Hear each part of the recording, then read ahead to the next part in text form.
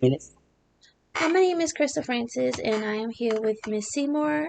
She is my mentor teacher, and I'll go ahead and let her introduce herself. Hi, my name is Mrs. Seymour. I am a fourth year ESL teacher, and I teach here eighth grade at Shotwell Middle School.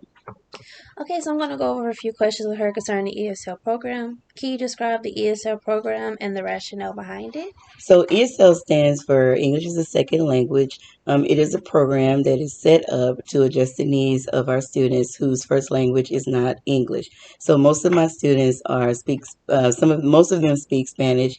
I do have a few that are Asian, but at home they take a kind of a survey, a home language survey to determine if they need to be in the program. And the program is just better set in place to better help them master the English language. They have to score well in four domains: reading, writing, listening, and speaking. And the students are tested throughout to help them exit the program before they get to high school.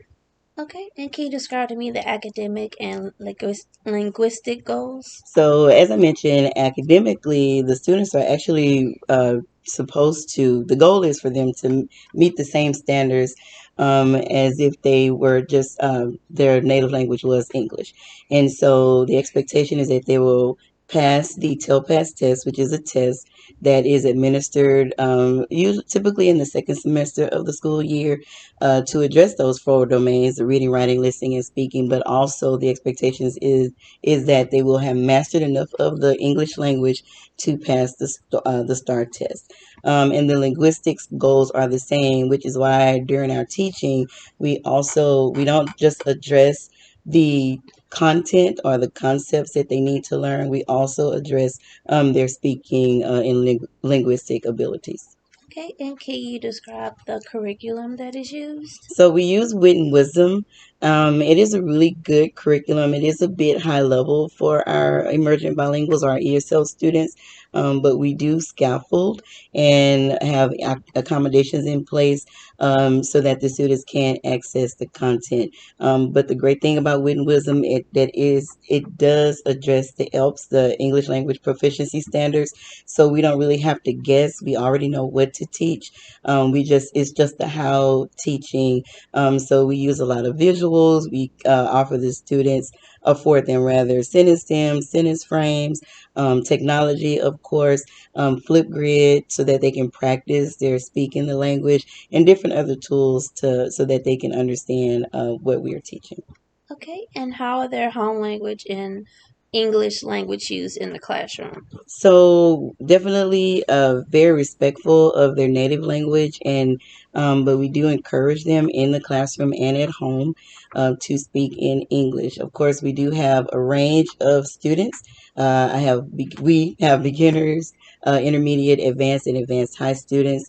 But the expectation is that all of the students will speak in English. Now, if they can't, of course, they are very much welcome to speak in their native language. So oftentimes we pair them with students that are a little bit more advanced so that they can know what to say and how to say it so that we can communicate with them as well. Okay, and can you describe a typical day for students in your classroom? Well, in our classroom. Typically, the classroom is crazy, but in a good way. Typically, the students come into the classroom. They have a welcome activity. Um, Aldine has a gradual release model that we follow. So we have the I do, you do, we do, you do. And so the teacher starts once the students do the welcome activity or the do now. The teacher will teach and then model to the students what they need to do. We always check for understanding. Monitor aggressively, sorry, throughout. And then, of course, formally and informally assess. And once we teach and model to the students, we release them to work independently. Sometimes, and really a lot of times, we pull a small group. So, for our beginner students, especially because, again, they may not understand what we're teaching.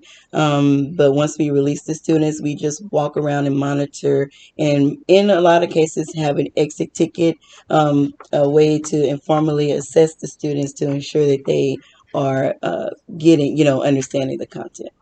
Okay. And can you describe how effective you think the program is for emerging bilinguals? I think the program is effective. I always worry about my beginner students because we teach eighth grade, and so when they leave here, the next stop is high school. I do know that they have ESL program available for the students in high school as well, but I worry because it's so fast paced in high school.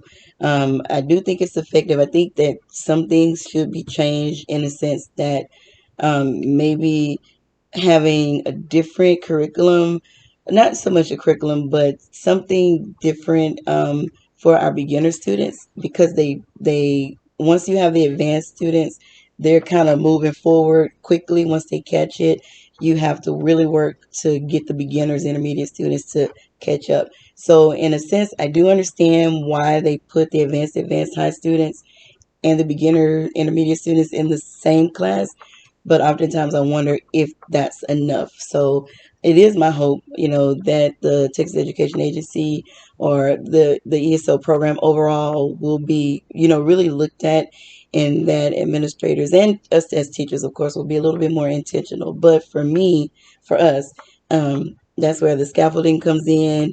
That's where accommodations comes in. That's where small group comes in.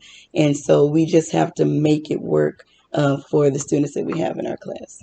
Okay. All right. So that's all the questions I have, and thank you so much for allowing me to interview you. You're welcome. Yes, Thank ma'am. you.